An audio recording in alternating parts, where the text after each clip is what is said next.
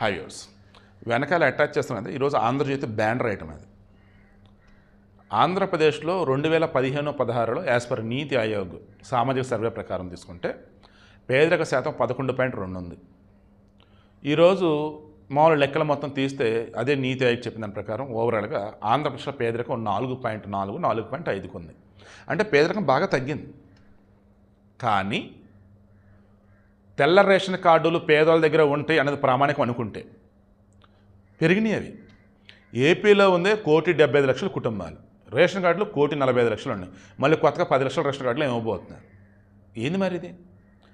ఏపీలో 1,72,000 two wheelers ఉన్నాయి, 10,56,000 కార్లు ఉన్నాయి, 5,000 దాదాపు వచ్చేసి జీబులు ఉన్నాయి. ఇలా చెప్పుకుంటూ పోతే ఇన్కమ్ ట్యాక్స్ రిటర్న్స్ ఫైల్ చేస్తున్న బ్యాచ్ కూడా లక్షల్లోనే ఉన్నారు. వీళ్ళల్లో డబ్బు ఏమి రాకుండా ఫైల్ చేసే బ్యాచ్ చాలా తక్కువ ఉంటారు.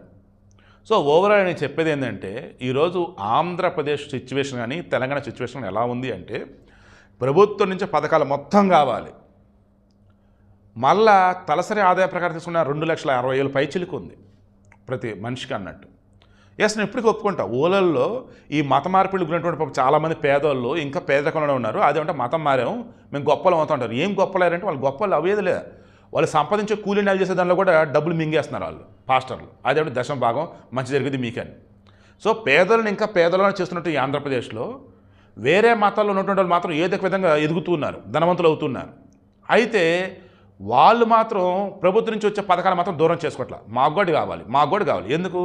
ఆరోగ్యశ్రీ, ఉద్యోగాల రిజర్వేషన్లు, పిల్లల చదువు సంధ్యల సంస్థ రిజర్వేషన్లు, ఇలా చెప్పుకుంటూ పోతే రిజర్వేషన్ల పరంగా okay, but white ration card ఉంటే ఎక్కువగా లబ్ధి చేకూరుద్ది అని. మళ్ళీ వైట్ రేషన్ కార్డు ధర వచ్చే రేషన్ బియ్యం తినే వాళ్ళు ఎంతమంది అంటే లెక్కలు తీస్తే 10% మళ్ళీ తినేది.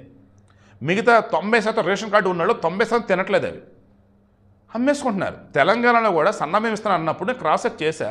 ఈ సన్న బియ్యంలో కూడా మెత్తగా అవుతుందంట, కొన్నిసార్లు సన్న బియ్యంలో కూడా నూకలు వస్తుందంటే వీళ్ళు కూడా అమ్మేసుకుంటున్నారు.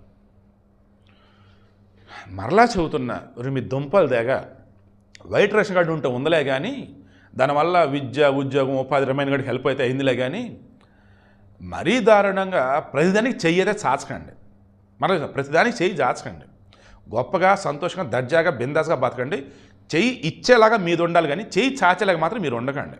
నేను మరలా చెప్తున్నా, మీరు స్వచ్ఛందంగా ఈ రేషన్ కార్డు వదిలేయటం, స్వచ్ఛందంగా మేము పేదోళ్ళం కాదరమని చెప్పుకునే విషయం చూసారా, ఆ వేళ కనుక మీలో కనుక మార్పు వస్తే నిజంగా అద్భుతంగా ఉంటుంది మీ జీవితం. అయితే అవునో కాదో ఒకసారి మీ మనస్సాక్షిని అడగండి.